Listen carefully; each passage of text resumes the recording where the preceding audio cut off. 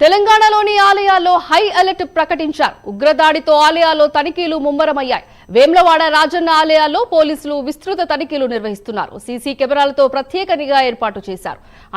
అనుమానితులను కనబడితే సమాచారం ఇవ్వాలని పోలీసులు సూచిస్తున్నారు.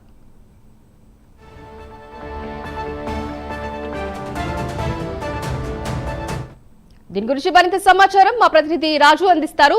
రాజు, చెప్పండి.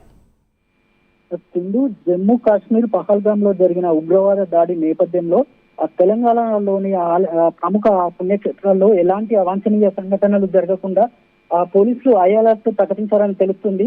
ఈ నేపథ్యంలో ప్రముఖ పుణ్యక్షేత్రమైన వేములవాడ శ్రీ రాజరాజేశ్వర స్వామి దేవస్థానంలో సైతం పోలీసులు ప్రత్యేక బందోబస్తును అయితే నిర్వహిస్తున్నారు. వేములవాడ రాజన్న ఆలయానికి నిత్యం దేశం నలుమూలల నుంచి పెద్ద సంఖ్యలో భక్తులు వస్తున్న క్రమంలో రాష్ట్ర ఉన్నతాధికారుల ఆదేశాల మేరకు రాజన్న ఆలయంలో పోలీసులు విస్తృత తనిఖీలు కూడా చేపట్టారు. మెటల్ డిటెక్టర్ లో ప్రతి భక్తుల్ని క్షుణ్ణంగా తనిఖీలు నిర్వహిస్తూ ఎస్టీఎఫ్ సిబ్బంది అయితే గస్తీ కాస్తున్న పరిస్థితి అయితే నెలకొంది. ఆలయంతో పాటు ఆలయ పరిసరాల్లో సీసీ కెమెరాలతో కూడా ప్రత్యేక పర్యవేక్షణ చేపట్టాలని పోలీసు అధికారులు అంతర్గతంగా ఆదేశాలు ఇచ్చారని అయితే తెలుస్తుంది. అలాగే అనుమానిత వ్యక్తులు కనబడితే సమాచారం ఇవ్వాలని స్థానికులకైతే పోలీసులు అప్రమత్తం చేస్తున్నారు. ఇటు కొండగట్టు, ధర్మపురి ఆలయాల్లో కూడా ప్రత్యేక బందోబస్తును ఏర్పాటు చేసి విస్తృత తనిఖీలు అయితే చేపడుతున్న పరిస్థితి అయితే నెలకొంది.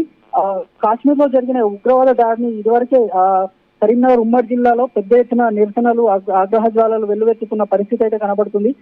ఉగ్రవాద దాడిని ఖండిస్తూ నిన్న కొరుట్ల, జగిత్యాల పట్టణాల్లో స్వచ్ఛందంగా బంద్ పాటించగా నేడు జగిత్యాల జిల్లా ధర్మపురి పట్టణంలో కూడా బంద్ పాటిస్తున్నారు.